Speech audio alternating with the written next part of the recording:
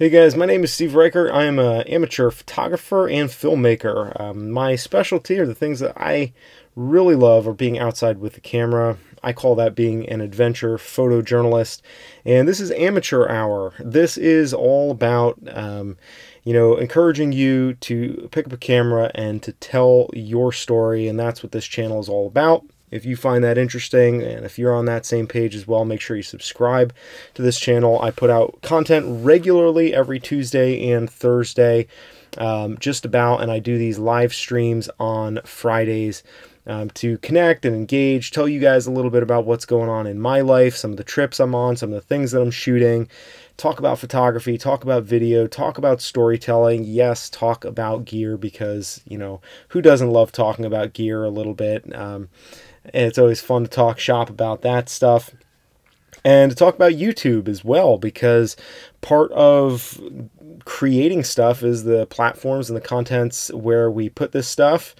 And we put some of it on the web, on YouTube. We talk about Instagram, social media, and that component of things. So I think that's important to a lot of you guys that are creating stuff. And also talking about printing for photographs, and also, of course, like I mentioned, YouTube for, I know a handful of you folks are starting channels or have started channels and are looking to kind of grow. And that's one of the things I'm starting to get into a little bit more in some of these Q&A sessions, is to dig into YouTube stuff. This channel, my channel, is pretty small. We have, 4,700 and change folks, and that growth has happened for me in about the last 6 months, since I actually started deliberately trying to do better work on this channel, and not just kind of randomly publish a bunch of stuff, but since I've picked a handful of themes and really stuck in that wheelhouse and put out regular content. And, I've grown enough to be able to say, I think that I have information to share with you guys that could be valuable.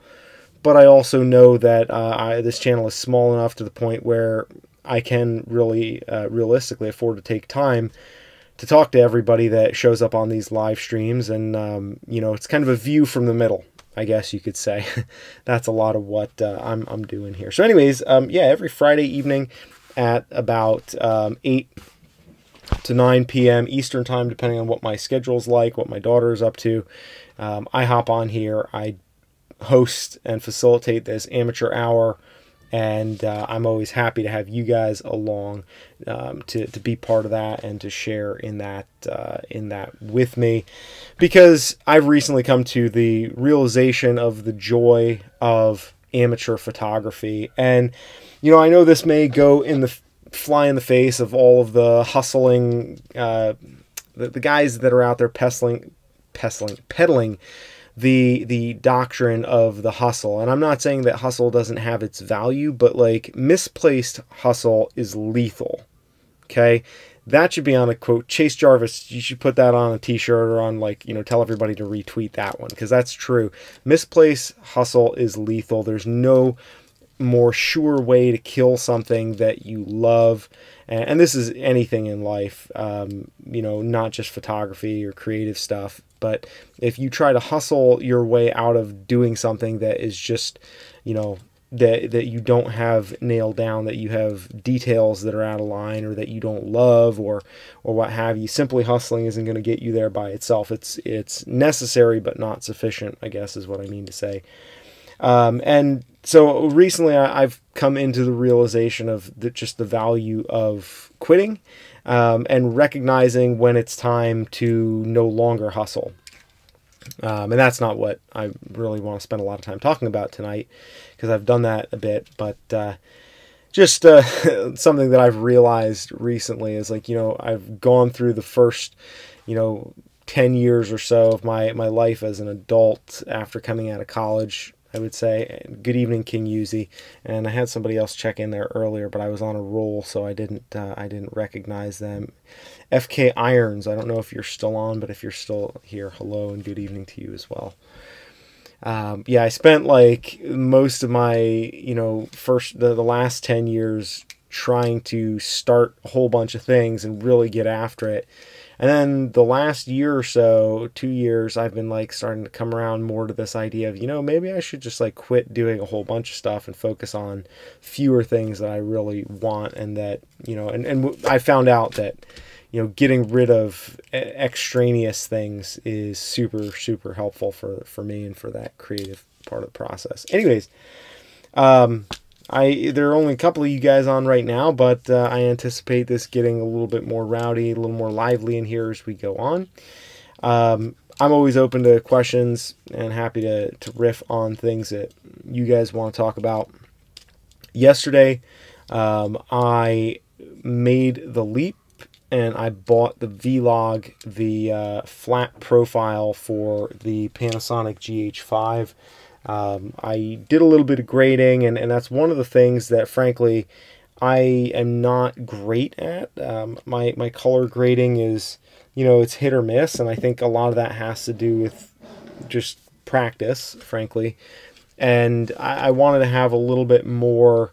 It was $97 from B&H, and if it's available actually on Amazon, I will link that because I'm fairly sure that it's the same price if it's on Amazon, so that I could offer that through my affiliate links for anybody who wants to support the channel and wants to get the V-Log camera profile for the GH5. So basically they send the number out to you physically, and so it takes a little while. I think I have a couple of days until I get it, but I've been putting this off for a while, but I realized I want to start getting better at color grading and doing that a little bit more deliberately, and it's $100 and I'm in a position where I have a documentary project actually now that I'm working on through the support of my Patreon community,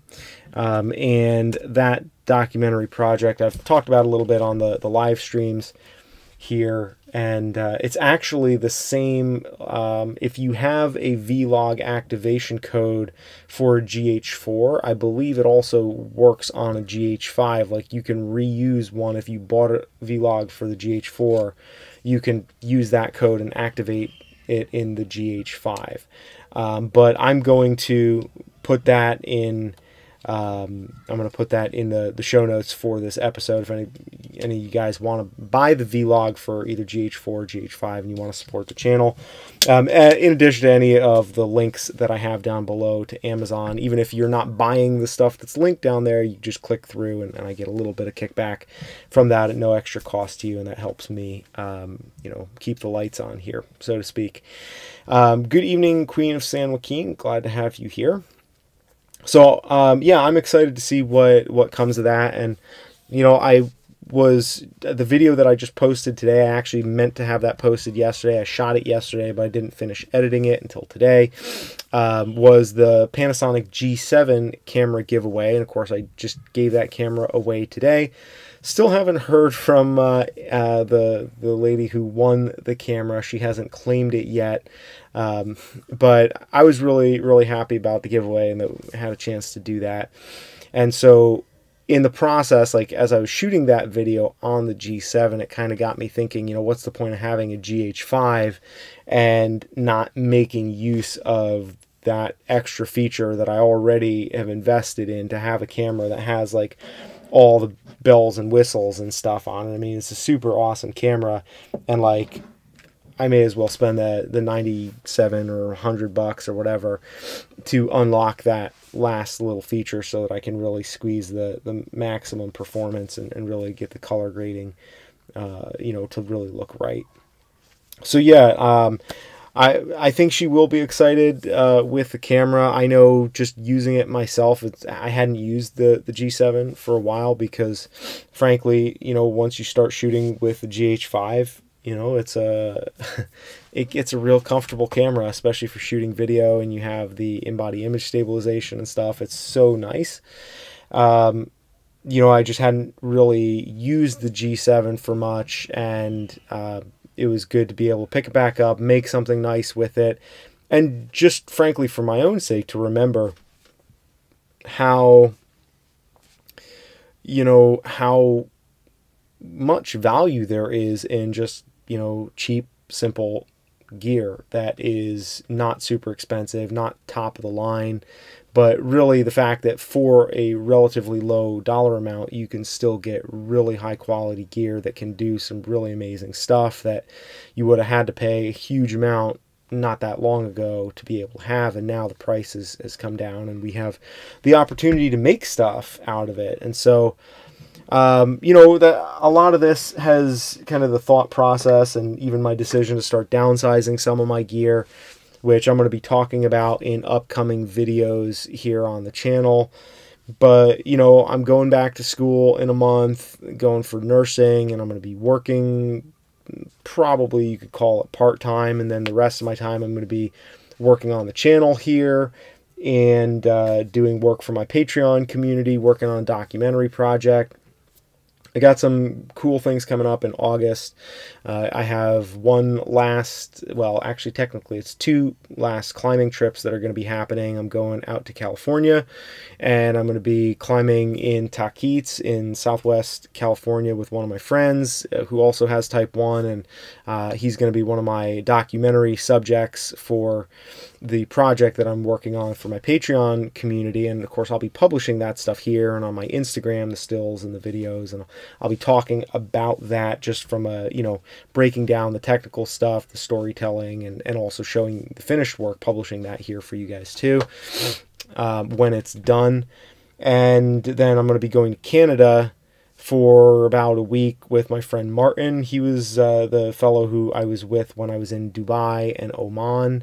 He's also type 1 diabetic, also climber, and we're going to go get after it up in the Canadian Rockies for a week, which will be awesome because, frankly, you know, I've had a really hard time recently, like when I sign off on the videos saying, like, yeah, it's the adventure photo show, because, like, I don't feel like I'm having many adventures. You know, I'm in a closet most of the time when I'm talking to you guys, but that's partly just due to the circumstances that I've been in over the summer. And, you know, like there's sometimes when I'm out there getting after it, and then there's sometimes when I'm just sitting in a closet talking to people about old camera gear, you know, closet adventures. Exactly. Good evening, Rika. Glad to have you here. Yeah, so, you know, you got to find adventure where it is. And ironically, you know, going back to school and all of that stuff it's a little bittersweet for me, frankly, because I'm almost 35 and I'm going to be going back to the school where I did my first semester of college, the school where I last had like full-time employment, my job, where I met my wife. Like, it's like going back, it's like being like one of those pinball games or something where you go, you know, get rejected and kind of go back. I mean, it's not like a negative thing. Like, I'm glad to be taking this step, but like in a lot of ways, like I'm going to be living with my dad because I can't, you know, afford to do the stuff that I'm doing and go to school and like work and, you know, do all of that all at the same time. So I'm going to be, which in a way it's going to be good to spend some time with him because, you know, he's happy to have me there. And like, but it's weird, kind of like Seinfeld, you know, they talk about your parents moving in with you, and it's just like you go through this time warp and like all of a sudden you feel like you're just out of high school again, but not in the good ways, only in the bad ways. No, by all means, the closet jokes. Everybody in the comment is having fun with the closet, telling me I got to come out of the closet. That would be a fun video to make. I could tell you if I did have a closet, a figurative closet to come out of, probably would have done it because my habit is to disclose everything, even if I shouldn't. So you guys would probably be the first to know. I mean, obviously we got into a little politics last week, which was kind of fun. And I'm not trying to take a shortcut back to that, but yeah, going back to school, you know, I'm going to be back to the place where I really fell in love with climbing, fell in love with photography and adventure when I was literally just getting started. So it's, you know, it's weird. It's kind of like it's going to take me a little while to find my bearings, but I will have more opportunities actually to get back and go into the places and the haunts that really made me fall in love with all this stuff. And it'll be really cool to be able to, you know, show you guys that stuff too, and build that into my life. I hope that's my goal. So I got some, you know, big stuff coming up in the short term, then buckling down school and editing. And I mean, I still have like a handful of projects that I'm behind on, but then I get these ideas for YouTube videos and I'm like, okay, I want to do like, you know, 5 tips for, you know, better composition for photos. And like, I want to tell beginners, you know, do some beginner series where I'm talking about the things I wish I knew, or like tips on buying a camera if you're just getting started, that kind of stuff. And I'm like, well, let me knock those videos off. And I'm only publishing 2 a week. So, you know, it's like I'm looking at some of the other content, and it's like it's going to be Christmas by the time I'm publishing the videos from what I'm about to go do in August, because I have all of this stuff in the queue. But it's good to be busy. It's good to have, you know, it's good to have stuff to do, stuff to talk about. And of course, I always welcome, you know, getting questions and feedback from you guys, and that's kind of why I've been using these live streams to kind of talk about YouTube a little bit and feel out that, you know, kind of the interest in, you know, having more discussions about growing YouTube channels, and, you know, not just the technical side of storytelling, but then also like, okay, so now you have storytelling, maybe you have a way of editing, you have things that, you know, you want to talk about. Now, how do you share that with the world? How do you bring other people into that? How do you, you know, make that grow? And that's something that can be really frustrating, and something that, you know, I've dealt with a lot. And the funny thing is, I remember when I had like 180 subscribers, and I would get maybe 1 new subscriber every 2 weeks, or like every week, and I would check, and if like somebody unsubscribed, I would be like tearing my hair out. I would be just beside myself. I feel like a total failure. It's like, oh, I went from 181 to 180. You know, just I should just give up. And I kind of laugh about that now. But at the same time, like now I have like 4719 is my count of people here that are following the channel. And, you know, it gets really easy to forget about the fact that like there are people. These are all people who have an interest in what we have here, what we've created here. And I think that was, you know, and so it's important to remember that people are what make this stuff work ultimately, and what makes me get out of bed and, you know, or not go to bed and instead stay here and do these live streams and make these videos. It's you guys, you know, and that's what makes everything, you know, it's very easy to dehumanize the process of everything with YouTube, because we're all, you know, worried about beating the algorithms and getting, you know, I mean, I do that. And so it's like, even now with like 4,700 people and change, like I'm thinking, okay, like how long is it going to be till I hit 10,000? But then when I hit 10,000, I'm going to be thinking 20,000, you know, and it's like, it always grows, but that's part of what keeps it fun. Queen of San Joaquin, you made 40 cents on YouTube this month. That is awesome. That is awesome. And that is nothing to sneeze at. And the thing is, you keep building and you keep building. And it took me a little while to get, it took me, about a year of consistently publishing content on the channel to get my first check from YouTube. And like YouTube, to make like my first $100. I'm not going to beat around the bush and like try to be all secretive about this, right? Like, YouTube doesn't pay out until you've accumulated $100 worth of earnings. And I think I've gotten I've cleared that hurdle 3 times, maybe 4 times. So I think in the total lifespan of this channel, I've made like maybe $300 or $400 off of the channel. Probably 300 is probably closer to the mark. And so it's like, and you'll see that, like, even if you make 40 cents, like if you keep making videos at 40 cents, worst case scenario, you're eventually going to get some money out of it, you know. And it's like, if you're not doing it for the financial gain, but you're doing it just as a marker to incrementally measure your success, it's like, it's great, you know. And the good news is that whatever you've done to make that 40 cents on YouTube, awesome. So you made $13, you broke $10, and like, you're going to keep building on that. That's super cool. Keep up the good work. Keep doing that. You know, I have not discovered the trick to making quit your job money on YouTube, at least not from ad revenue, although I know there are some people who do that, but I'm not that guy. Yeah, so Rika says, I don't monetize my videos, censorship is real. You are 100% correct about that. I totally agree, and that is a very real risk. I think that even I do monetize my videos because I don't talk about anything that anybody would want to censor, I don't think. And frankly, I think that even from like high level creators who are really successful financially in what they do on YouTube, I have not ever heard anyone recommend, no matter how much you make from ad revenue, I've not heard that anybody recommend that you actively rely on monetization or AdSense for your income. It's like, that's a nice bonus, but don't count on it because of that fact. And because, you know, even for less nefarious reasons, right? Like Google changes their algorithm. They decide like, oh, because they're always experimenting with stuff. You know, they'll try little tweaks behind the scenes that nobody knows about. They'll just say, oh, we want to, you know, put this new thing into the pipeline and we'll see how it works. And maybe you wind up on the ass end of the pyramid and you wind up like losing out. Right. So,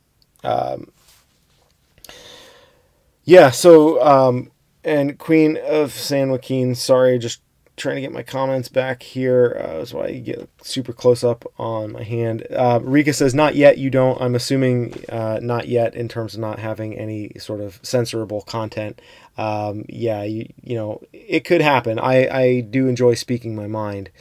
And that could happen at some point. And we'll cross that bridge when we come to it, frankly. And that's one of the nice things about not relying on this for my income too, is I do have more freedom. Queen of San Joaquin says, I got another 3,000 in, I'm glad that I monetized my video, I'm assuming, because one of my videos blew up and got 16,000 views in a month. Another one got 3,000 in one day because Nate Diaz liked it. I do not know who Nate Diaz is, but I will tell you that the very first video that I got that actually took off was I did a review of that Nate Diaz. Okay, yeah, that makes sense. Hi, Justin. Maybe we'll talk about MMA fighting at some point, because I have very little interest in like sports or MMA stuff, but after I do listen to the Jocko podcast, Jocko Willink, he's a former Navy SEAL, and I absolutely love his podcast and how cut and dried he is about everything. And so that got me interested in jiu-jitsu. And, oh, that's cool. He's from your town. Okay, Nate Diaz is from your town. Very neat. Yeah, and you never know when that stuff is going to happen.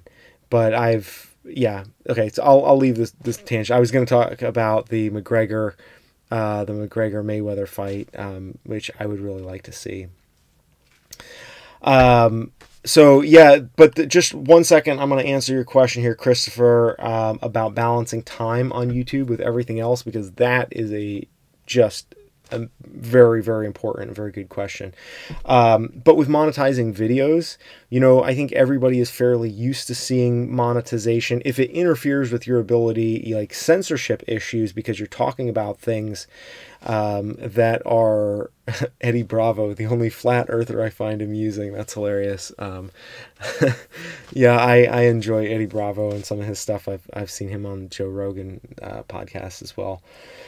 You know, monetizing videos, as long as it doesn't get in the way of or provide leverage for a censor to keep you from discussing what you want the way that you want, I think you don't really lose anything by monetizing your videos, because you don't know what's going to blow up. And when it does, yeah, you're not going to get rich, but at the same time, you want to have something to show for it. And it's nice to have that, to say, hey, look, like, you know, my video is valuable. I made a couple of bucks off of it. And like, you do that once, you do that twice, and you start to learn a little bit about, like, you know, when you get to your second or third, maybe your fifth or sixth video that kind of goes over a couple of thousand views, where it really starts to take off, then you start to understand like these are the ones that you want to make sure. And there's so much strategy into what you do with your videos because they could blow up, because they could take off.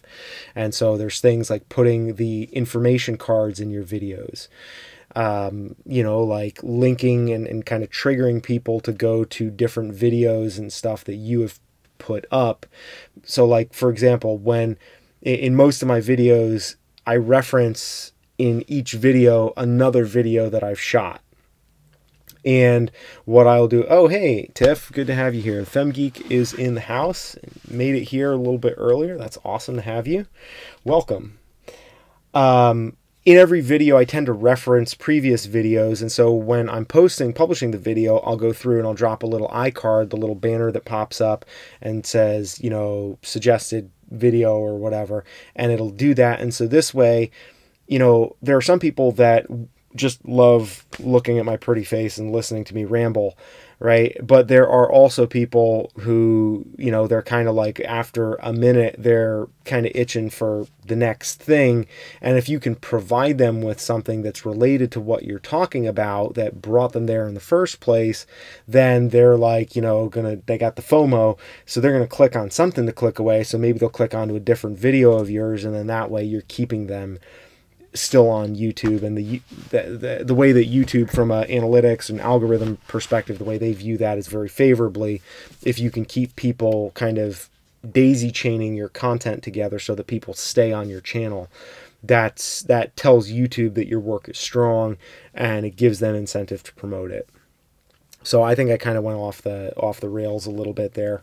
I don't think there was even a question about that. I was just kind of rambling on. Being flagged for music, that is something I would highly, highly recommend, that if you're gonna, and maybe not right yet out of the gate, but for music, use the music that's on YouTube to start with. You can download a whole bunch of it. And yeah, you're very welcome. FOMO, I'm surprised that's the first time you've heard of it. But yeah, happy to bring that in. Yeah, the part 1 and part 2 videos are a really good way to do that as well. But yeah, and even if you can bring people to other people's content too, like if you're suggesting people that you go to other channels, as long as they're staying on YouTube, you will still get like half of the value from that, whatever that value is. You'll get some love from YouTube about that. So being generous within the YouTube system is rewarded, basically. And so you always want to really tune everything up and do everything to the best of your ability, because yeah, and with the music, a lot of that stuff can be a little squirrely. Like the music companies, and I'm sorry, I got a couple of questions there that I'm gonna come back to, guys. I'm just kind of catching up here. The music companies can be really notoriously awful for flagging everything, because they want to make money off what you're doing, so they're going to take every opportunity they possibly can. But if you need to put music in, and it is my recommendation, I've gotten so many people that get irritated about this. If you're just doing a talking head video, don't put music in the background. I used to think like it kind of makes it sound a little bit, it's a nice like little dash of seasoning that you're putting into your work, and it's just, no. Like, you're having a conversation with somebody, you're talking, you're being candid, you just talk to them. You don't put background music on a talking head video. But if you have like a little sequence in between two talking head segments where you're like, okay, you're talking inside, then you do a little B-roll, then you go outside, you want to have some music to lay over that or under that. And YouTube has their library of music that's really good, or I shouldn't say really good, but it's low risk because it's free.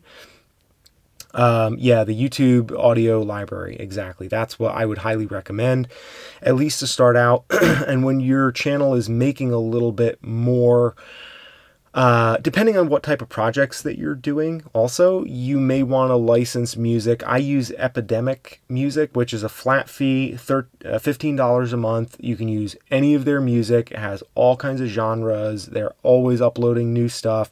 Super useful if you're doing a lot of content and music, like you're really doing like cinematic stuff. And you can license individual tracks for like film festivals or like off YouTube projects, but they have a special subscription, 15 bucks a month, and after your subscription expires, you know, all the videos that you've made with their music, you retain copyright for that in perpetuity, which is pretty cool. Tiff, Incompetech, yes, you've mentioned that before, King Uzi. That's another very good one. There are sources out there, but you want to make sure that you're, you know, doing your due diligence. And when the video processes after it uploads, it will say, like, it will scan it and flag the video. So I always kind of keep my edit together before I, you know, in case I have to swap out the music, because, or at least that's what I did before I used Epidemic and solved that problem. But when I wasn't paying for music, I was using the Incompetech, I was using the YouTube audio library, and I was using freemusicarchive.org. Tiff, the FemGeek, says, I find that using music when you're doing a voiceover is really nice as long as it goes with the mood. Yeah, totally possible. Everybody has different takes on that, and I think that's really the most important thing, is that you know, that you're doing what works for you and you're making stuff that you like. Hey, Scott's Wild Camper, glad to have you around here. You're up in Aviemore. That's cool. Up in Aviemore Sunday. That's awesome. Yeah, I wish I could be there. I got this shirt when I was in Scotland in 2013, and Dubai Airways, Emirates, they lost my bag in Ethiopia. They left it on the frickin' tarmac in Addis Ababa. So I went up to Aviemore, was visiting my friends after I came back from Kilimanjaro. And like, my bag was somewhere in the world, but not with me, for like a week. So we were going to Aviemore to go like mountain biking and climbing and stuff. And this is one of the things that I got, and so it gave me an excuse to buy a shirt. Justin, I think, asked me if that was a picture of Half Dome behind me. Depends on which picture you're talking about. This picture up here is in the Bugaboos. This picture here, which you can't see because, so this picture with the awful glare on it, yeah, doesn't help. Yeah, that picture with the glare.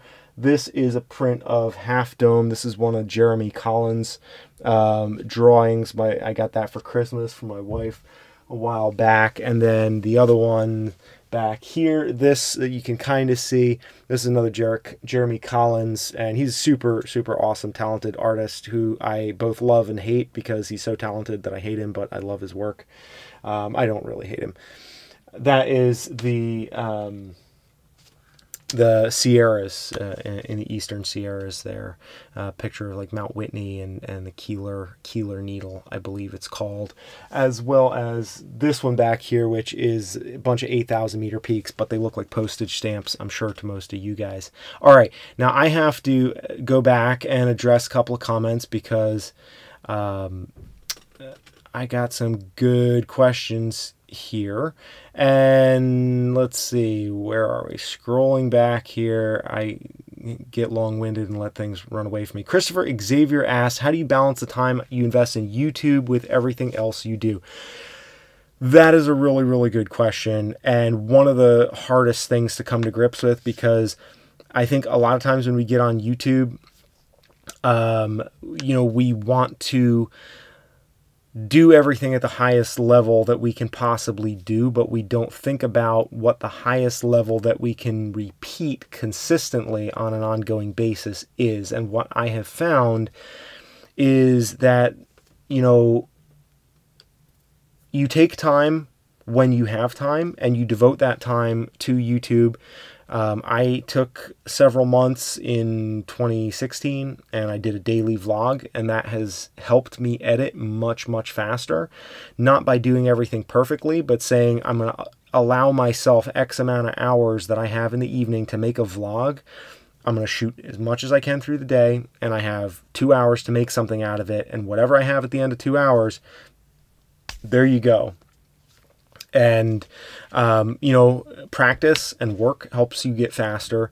But at the end of the day, you have to really be honest with yourself about what is the best level of quality that you can consistently produce. Because at the end of the day, You know, those of you guys who come on these live streams and interact with me regularly, I don't think you would be as interested in this channel if I put out one piece of content a month, even if it was like really high quality, right? Like the fact that I put out lower quality stuff, talking head videos and live streams that are just like me in my closet and like kind of having, you know, random conversations with you guys, that's lower quality, but there's a certain value in volume. And so you have to experiment and figure out how much content you want to put out, and then limit yourself and restrain yourself and say, okay, I'm going to, you know, like I could be doing 3 videos a week, but I feel like I can do a better job with 2 videos than I could with 3. And so there's a balance where I want to have regular content and I want to, you know, be publishing multiple times a week, but I also don't want to completely abandon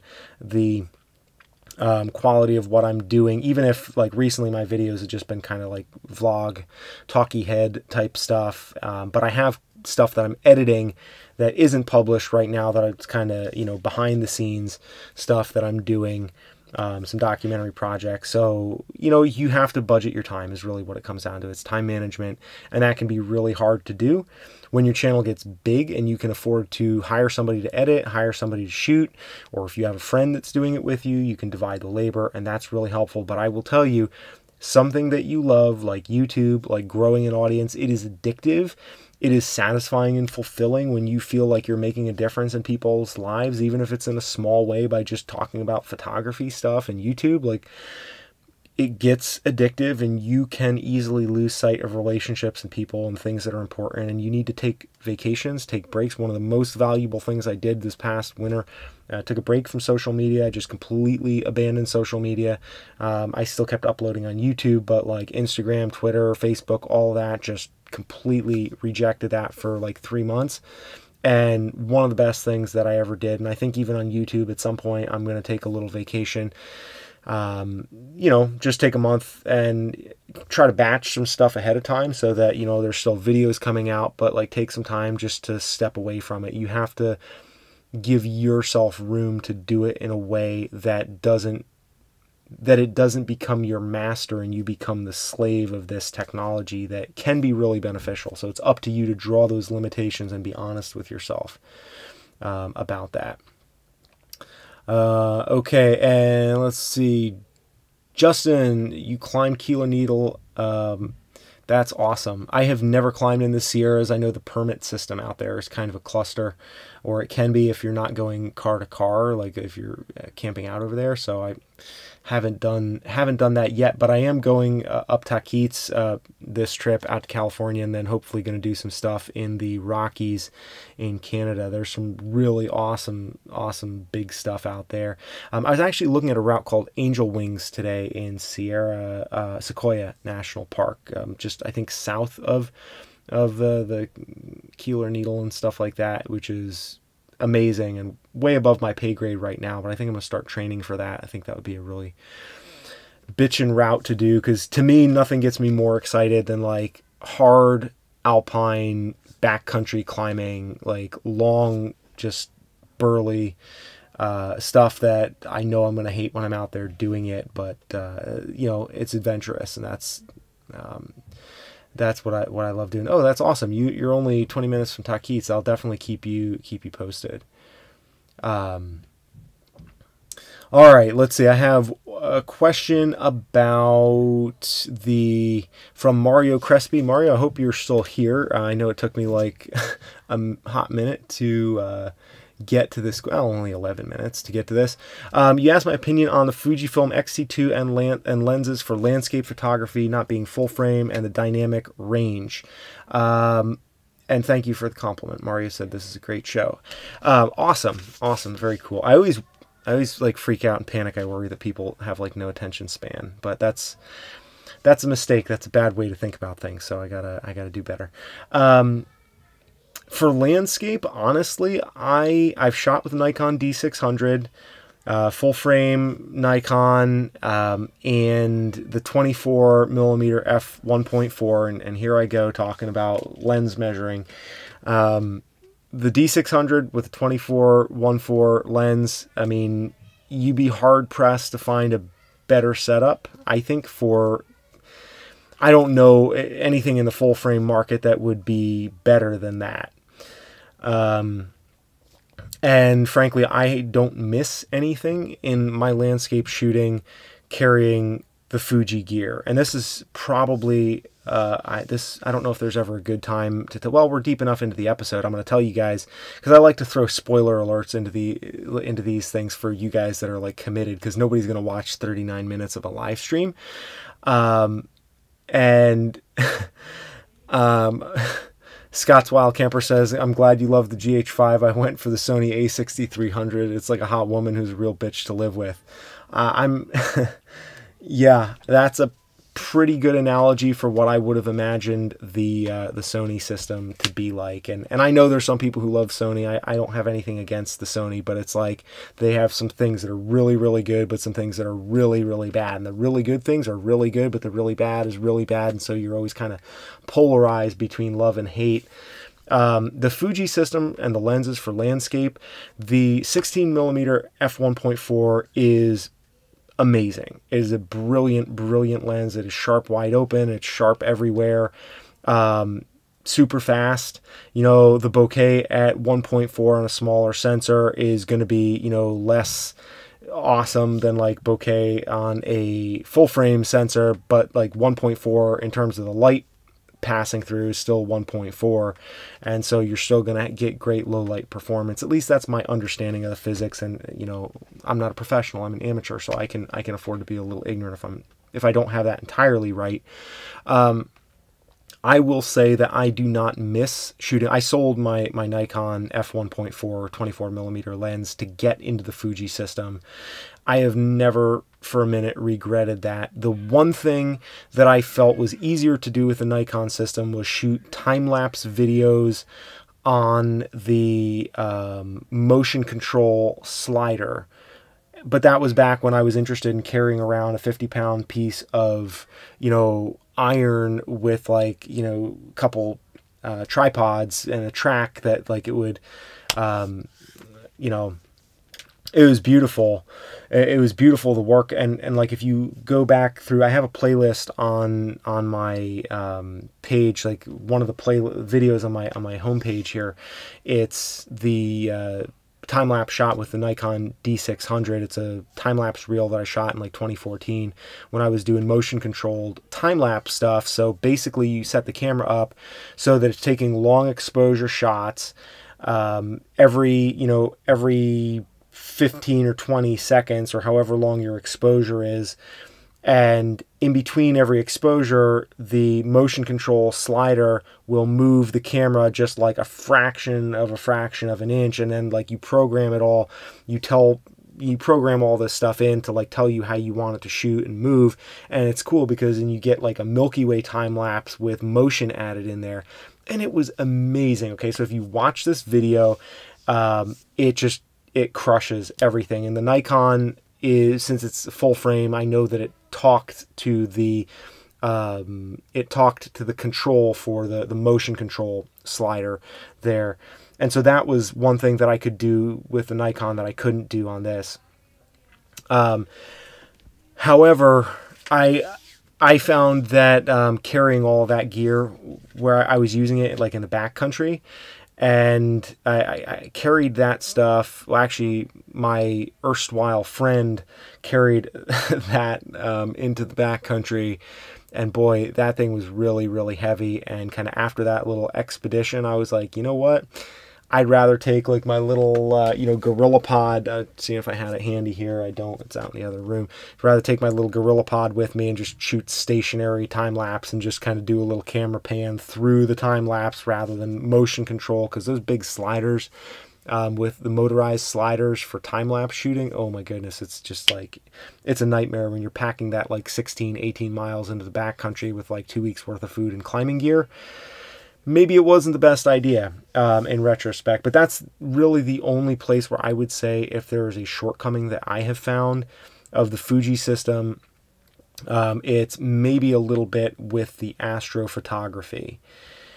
On the other hand, On the other hand, I think that there's a certain extent to which the high ISO performance of the Fuji cameras, I would say, are better than what the camera had that I had, like, you know, than D600 3-4 years ago. So honestly, I would say that the 16mm lens is awesome for a walk-around lens, because for me, so I've been, and I'm going to do a video here coming up. I shot a video, I just have to edit it. Actually, next week it's going to be about my recommendations for lenses for the Fuji X-T2. And I will say that for most landscape work, I feel like the X100F, for me, is preferable to having to interchange lenses, because the lens that lives on my camera most of the time lived on my camera, because actually I traded in the X-T2 body for an X100F. Spoiler alert, that's what I was talking about earlier. So I am no longer an X-T2 shooter. I'm liquidating the X-T2 and most of my lenses. However, there is one lens that I want to keep, and I bought an old X Pro 1 body for like 300 bucks, just cheap off eBay, because I need to have a body to activate this one lens, and that is the 16mm f1.4. So I have one interchangeable lens that's going to be on the X Pro 1, which you know, for cheap, I think it'll be good, because I don't really need the fast autofocus, and I don't need the you know, the larger stuff there. But for the, you know, and I really got that 16mm lens specifically for climbing and for astrophotography. So being able to have either the Samyang is the Samyang, like the Rokinon, if you want to do astrophotography. I've heard really, really good things about those lenses. I've heard some people say that actually the 16mm f1.4 for astrophotography is not the best.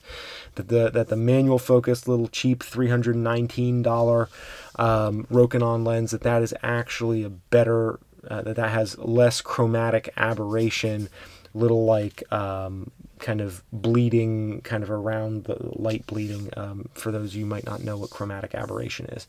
So but for climbing purposes, the 24mm frame of, or field of view, is better, because, you know, when you're climbing, a lot of times you don't have the flexibility to move away from your subject as easily. Like if you're dangling and they're dangling and like you're kind of stuck there, you know, having a wider field of view gives you the ability to really show some scope and perspective really nicely. And so I do want to keep, the 16mm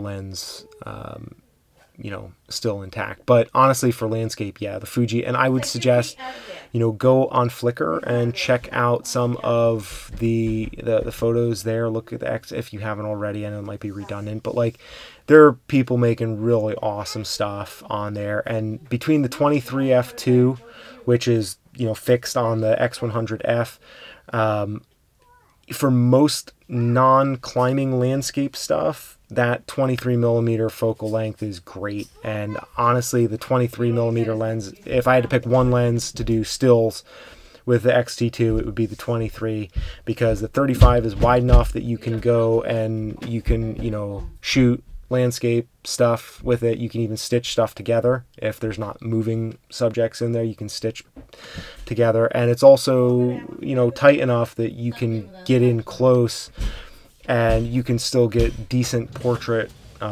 quality. You know, you might have to crop in a little bit, and you might have to be a little closer than you want, but it's not as problematic as like with a, you know, with a 24, when you get right in there and it looks like, you know, you kind of get that fisheye effect or the distortion. That's not nearly as severe with the 35. So the 35 and the 23 is what I mean, 35 equivalent. Those are the ones that I would recommend for landscape. Either in the X100F or the, you know, the actual the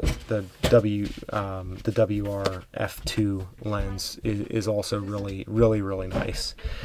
And for astrophotography, you know, same thing. You know, the thing is, like, you have to get I think for astrophotography, it's probably useful to do two different exposures, one for the sky and one for the foreground, so that way you can get the sky where you want it, and you can also get the foreground where you want it without kind of blowing out one or the other. And I haven't spent a lot of time doing that myself, but that's the shortcomings that I've had in my work to kind of, you know, as a suggestion. Okay, I'm behind a couple comments here. Tiff says, I think my film school experience has given me the patience for my Sony a6000, which I use mostly with no sound for music videos and short videos. Yeah, I definitely think that there is certainly a niche and not even a niche, it's like limitations. You know, the gear that we have determines what we shoot and the way that we shoot it, and that's not always a bad thing. I mean, I think there are good things that come from encountering limitations, and, you know, we pick the limitations that we like. It's like in those, you know, games like on, I don't know if you guys ever played like 1942 or 1943 on like Nintendo. Like you pick your plane and you get to outfit it, and you get to pick, do you want to spend your credits on more firepower, more speed, more defense, you know. That's kind of the way it is with the cameras. You know, you can pick a camera that has great versatility, great reliability, but you're going to pay more for it. And it's, yeah, my daughter, she's a little resistant to the whole bedtime thing. But yeah, you know, whatever you're getting in one side of a camera, you're always losing and trading off somewhere else. Even if it's like absolute image quality, you're still losing out, because, like, you know, if you have a medium format camera, well, it's going to cost a whole bunch. That's going to limit where you can go and how much time you can spend there financially, I'm assuming, unless you're independently wealthy, you're getting paid a whole bunch, which I'm not. And it's also going to be bigger and much more cumbersome to deal with, you know. So there's always trade-offs definitely in all the cameras there.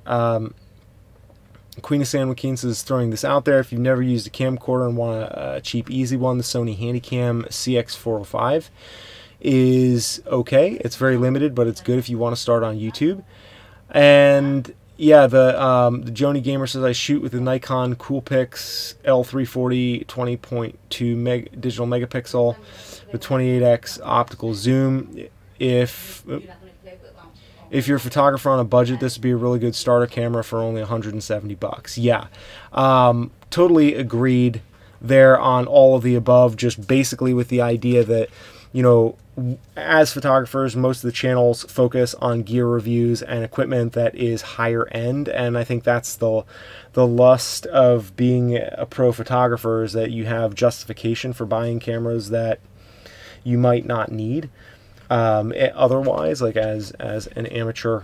But I would say that, you know, some of the best shots, like for example, and this is not necessarily one of the best shots, and you can't really even see it that well, but this shot up here, it was taken on a Sony RX100 Mark II, so that's like several generations back, and one of my favorite shots. And like, if you watch the movie that I made not that long ago called The Scenic Route, that's also in the on my profile page, you know, that was shot entirely on the RX100 Mark II, tiny little pocket camera, and, you know, does really fantastic stuff. And like now the Mark IV, ironically, that was the very first video that I had on my entire channel that ever blew up. Was I made a video saying that I wasn't going to upgrade from the Mark IV to the Mark V, and I've gotten so much hate for that, because like people are just like rabidly angry that I'm like, you know, you don't know what you're talking about, that fast autofocus is so good and like it's worth $1,000. I'm like, dude,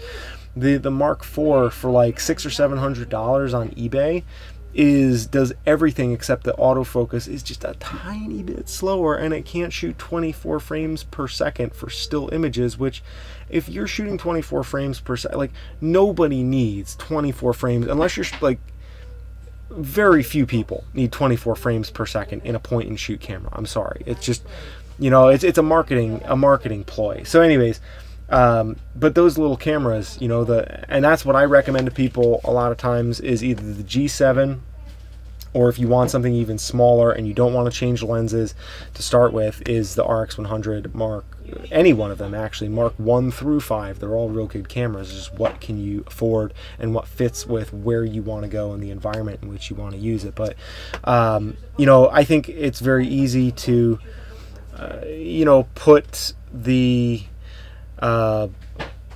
process on hold in order to, you know, in order to be able to get the camera equipment. And a lot of times what I found is that, you know, you buy the camera that you were waiting to have to be able to start the project, and then you realize that you get the camera and then you're still finding something else to wait for, and a lot of it is that you just are waiting, you're stalling. It's fear and, you know, obfuscation, all bunch of other stuff where, you know, you just got to get after it and start doing it, and you can always improve quality and production value as you go along. So that's kind of the way that I tend to look at that stuff. Like, you know, buy the best that you can afford, but also, you know, get the best that, you know, get the cheapest that will allow you to still actually do stuff with it, and not be like, oh, I spent all my money on camera stuff and now I don't have any, you know, resources left to take time to travel because I am, you know, $5,000 in debt because I bought a whole bunch of stuff. Now I can't take off of work, or I can't take time to go out and, you know, spend a tank of gas and just go, you know, drive off in the countryside and spend a couple of days shooting or something like that. You know, being able to travel and have that, that's all part of the end product, you know. So yeah. Joni Gamer says, I'm glad I live by a large city in Chicago, so I get to go there and shoot some footage. Definitely that is an advantage. You know, if you live in the city or if you live in the country, you have a nice advantage in that regard, because there's cool kinds of footage that you can shoot. If you're kind of in between, then I don't know what to tell you. That's why I haven't been doing a lot of B-roll in my vlogs recently, because, like, you know, I walk to the grocery store and I walk around my neighborhood, but there's not that much to see. In a city, it's a little bit different. There's more movement, there's more action, there's more things you can capture. Although, to be fair, I'm probably just being lazy. Anyways, that is what I have. I dropped my spoiler alert on you, telling you guys that I'm changing up my Fuji gear. Those videos will be out, I don't know, in the next like week or two. If anybody has questions that you want to... there's a question. How can we make grocery stores exciting? Assuming that you mean like shooting in a grocery store, or shooting a camera video in a grocery store. You know, one of the things Scott's Wild Camper says, rob them. Yes, that is taken literally. That is accurate.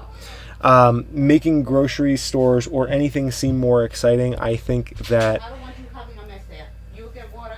you know, if the closer you can get to stuff, the closer you can get to whatever it is you're shooting, and the different angles you can get to the stuff that you're shooting, that makes a big difference. And definitely, like, looking for movement, for action, like for impact, you know, and getting closer, mixing up the shots that you have too, because there are some shots that are like Brandon Lee, he's a filmmaker, does a lot of travel videos, and he kind of breaks down the categories, the 3 categories that he shoots, and it's like there's very like direct motion that's very obvious and very close and very, not violent, I forget what the word he used, but very abrupt movement. That's one thing. And then there's kind of like medium movement that's maybe a little bit more subtle, and then there's wider shots where, you know, you're looking at the whole grocery store, let's say, and, you know, somebody's going across the frame with a cart. So I think making anything more exciting has to do with a variety of shots, because if it's all just action, then it's just going to become monotonous. If it's all just wide stuff, it's all going to be monotonous. But if you use, it's like using silence in a movie and pauses. Like, if you pay attention to, especially if you watch stuff like by the Coen brothers, they do this really, really well. They use like dead space or negative space in their movies. You see a lot of instances where, you know, if we're editing for YouTube, we're thinking, oh, let's cut, and just have everything be chop, chop, chop, chop. But they hold their pauses for a longer time, and they, you know, it builds a little bit of tension, and then you can interchange that with something that's a little bit more, you know, that's a little bit more, gives a little bit more variety and makes it breathe, makes it seem a little bit more alive. So in terms of specific action, you know, it's like close-up shots of, you know, picking up something, putting it down. You know, in the deli, there's meat slicing and things going on the scale and people ripping tickets off to get their number. There's bags crunching, and things that have sound associated with it can really be helpful for that type of, you know, for identifying the things that are very good prominent action, that, you know, kind of like the level 1, 2, and 3 action stuff. The more intense stuff has sound and very vivid color and vivid sound associated with it. So I think that's a one way to kind of make a, I don't know if any of that helps, but that's some ideas about how to make a grocery store exciting. Look for sound and listen, or I'm sorry, look for bright colors, movement, continuity in shapes, and this is just editing in general, and then listen for sounds, because of everything that you do, sounds are the one thing that you can't trick. Like, you can trick the eye much easier than you can trick the ear, and if you take a fairly boring bit of video hi sweetie pie, my daughter is I know you're hot. I'm hot too, believe me. I'm in this tiny little closet with this track lighting shining down on me. Yes, I will come out and cuddle you in just a moment, okay? You gotta let Daddy finish up here and then I'll be out. No, Mommy can't cuddle you. She's at work. You want to come sit on my lap? This commercial break brought to you by... Come here. Ooh, my daughter, hi Lilo, making a cameo appearance. Yeah, so... well, she loves microphones. She's a big fan of being on here. You have, what's on your face? I do. Yeah. Okay. What kind of parents do you have, kid? Yeah, thank you. Yeah, she's one of the best things I've ever done, for sure. So yeah, but if you look for the things that are visually stimulating, motion, and then match those up with sound. That's one of the things, like, even if you go in a grocery store, and this is a good exercise, completely unrelated, and not completely unrelated, but partially unrelated. If you have an audio recorder, even if it's just like your iPhone, you can get, no, forget that, not the iPhone, but get like a decent audio recorder, like a Zoom H1 or H2 or H4, whatever. Like, they're all good enough to get ambient audio, and like go around and really put time and effort into getting the sounds of a very mundane place, whether it's like feet, whether it's the wheels on the cart, the clanking when you push the cart into the thing, the sound of the bags, the conveyor belt at the cash register, the drawer opening and shutting, the, like, all these different sounds, and build some B-roll around the sounds, and you'll find it's a good exercise. It will help you to do a lot more, because the visuals are what we think of most of the time, and the visuals are, the visuals are certainly important, but the sound is what really ties it together and makes it go. And so one of the things I always like, and at some point I'm going to do some videos about, you know, kind of the technical stuff with, you know, amateur filmmaking. Yeah, the H4n is amazing. I used to use the Zooms professionally, like the company that I was working for. I bought Zooms through them, and then when I left them, I got the Tascam.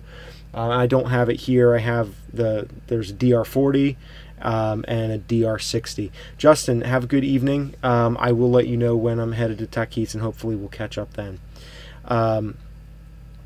Yeah, I would recommend like an H1, and I am frankly not prepared to give advice for audio recorders right off the top of my head, but I would say that what I use is I use the Tascam DR40, which is, I think, like 60 or 70 bucks. You could probably find it for less on eBay. The battery life is outstanding. It will take XLR plugs, so if you want to use a mic that has, I'm trying to, oops, well, everything is balanced precariously here, but like a mic like this with the fat cable, you know, better professional quality stuff that, you know, will allow you to use better mics. The DR40 by Tascam, and I'll link that in the notes below. the DR40 for a pretty reasonable dollar value. You can record directly into it, and you can also plug other microphones into it so that you can have like multiple people mic'd up. You can have multiple folks mic'd up and you know, on it that way, or you can just use it as a standalone recorder to just get ambient audio. Yeah, the DR40 is real good. I've been very happy with Tascam's products. The battery life is superb as well. So anyways, that's I definitely want to talk more about the audio component with you know, with filmmaking, because even on YouTube and stuff like that, it's, you know, that's you don't necessarily have to have like this big fancy elaborate stuff with like cameras. Like you take, and I think and I know I always talk about Simon Cade on these live streams, because when we're talking about storytelling and filmmaking, you know, he illustrates this really well in some of his videos where he talks about the importance of sound, and it's incredibly important, and you can get away with way less in terms of visuals if you are not skimping on the audio. It's just that audio is, you know, you can pan the camera away from something that you don't want to see, whereas you can't necessarily get away with that with audio. And if you know, if you're ever in a situation where you need, you know, you're broke down by the side of the road and like there's nobody around for miles, just start recording audio. Like try to do an interview. Start recording audio that like you really don't want to be disturbed, and I guarantee like 50 people will drive up and you'll have like, you know, everybody and the monkey's uncle will show up. It's crazy how that works. It's super frustrating doing audio. In fact, that was the thing, if you remember a couple of years ago on the set of Terminator 3, I think it was, with Christian Bale, where he like went ape on one of the guys. It was oh no, I'm sorry, I got that wrong. I was gonna say that he went off on the guy because it was a sound recorder that he went off on, but it wasn't because of the sound recording. Never mind. Completely unrelated. Yeah, a dead kitten, Queen San Joaquin, dead kitten will help. It definitely won't remove all the noise. You know, if it's really windy, you know, then maybe there's, you know, like if you have a dead kitten on the microphone, not just like the normal styrofoam, and my dead kitten is downstairs, but like the hairy looking mic cover, that will help a lot too. And you can also, okay, so if your mic is internal, okay, so then what you would probably need to do is you would need to get an external setup that's for audio specifically. So you'd have a dedicated audio setup, and then you would bring the audio in when you're editing and combine it that way, rather than having them all baked into one file, which is what you have when you're just using the audio that's coming in with the video. This would be a little bit different, a little bit more work, but at the same time, you know, the difference that it can, you know, the value, one of the things is, I think honestly one of the reasons why my channel has grown, and I think if you look at other channels that don't have super high production value but that grow, it's because they at least have good audio. And if you have good audio, people will forgive anything else pretty much, but people will not forgive bad audio.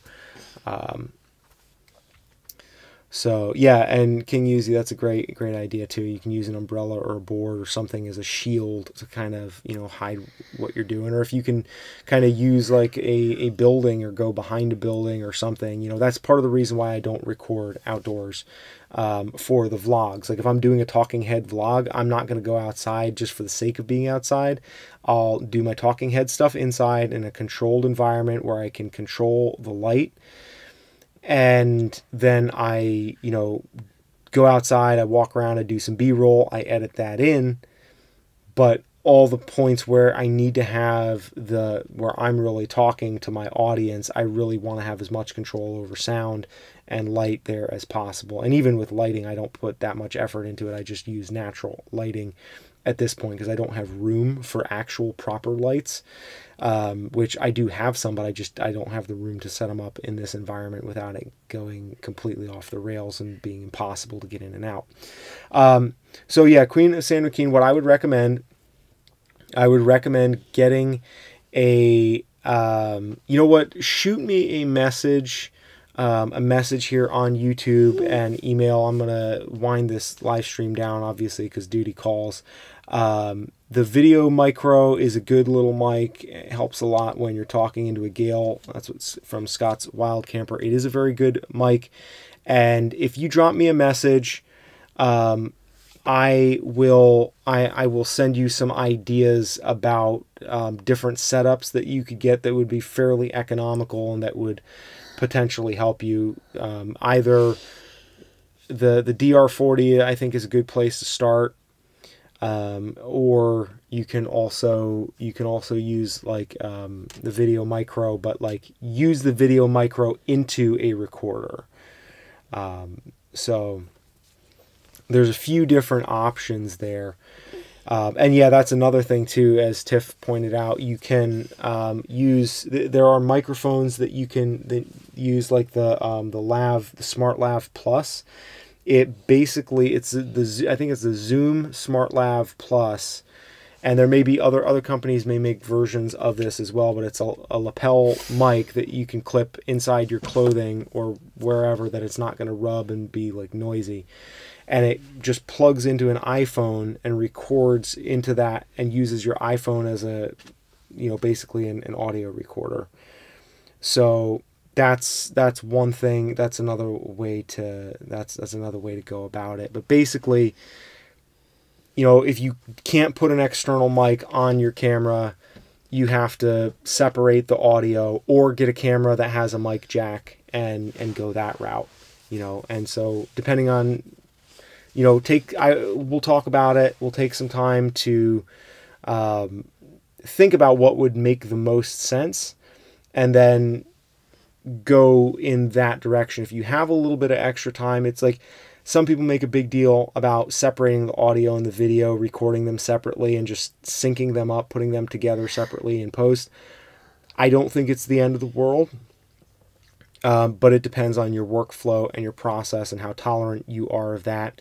What I would recommend, frankly, would be probably for most things, as long as you don't need to be away from, like way away from the camera. If you can have the camera within like 10 feet of you, getting a camera that has a mic jack that you can use is by far the simplest, least amount of hassle,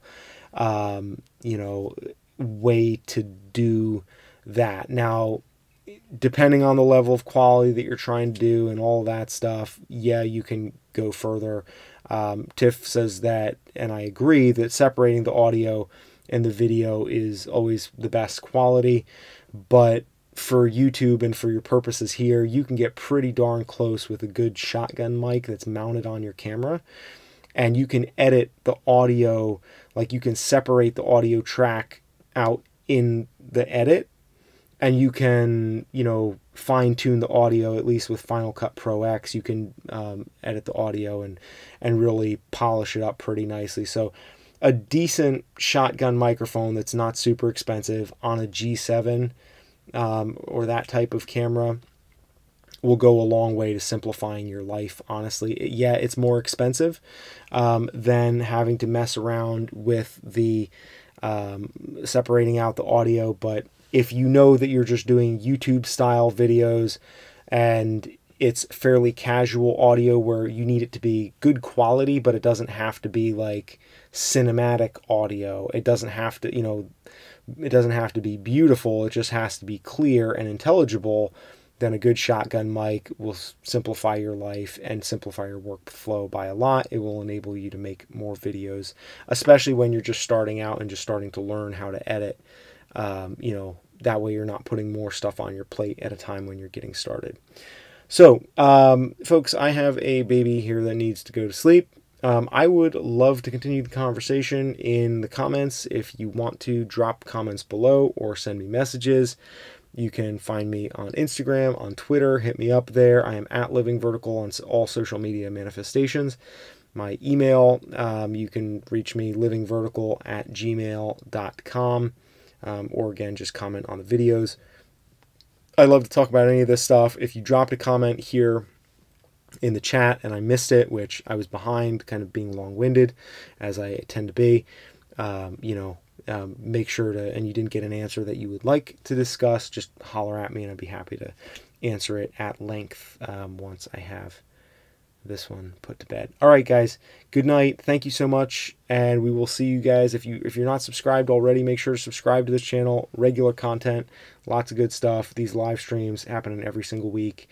And thank you guys, especially you guys, King Uzi and Scott's Wild Camper, coming in from across the pond at 3 a.m. or what have you. That is some serious commitment. You guys are trying to, you know, show some solidarity here. You guys you guys crushing it. Thank you so much. Thank you guys all for, you know, just, you know, being part of this community and this discussion. Like, you guys are awesome. Like, I literally could not sit here and talk to myself for this long, but I have awesome conversations every week with you guys. I'm learning stuff. You guys are learning stuff. People that come after you and watch this stuff, they're learning. So thank you guys for being awesome contributors and part of this community.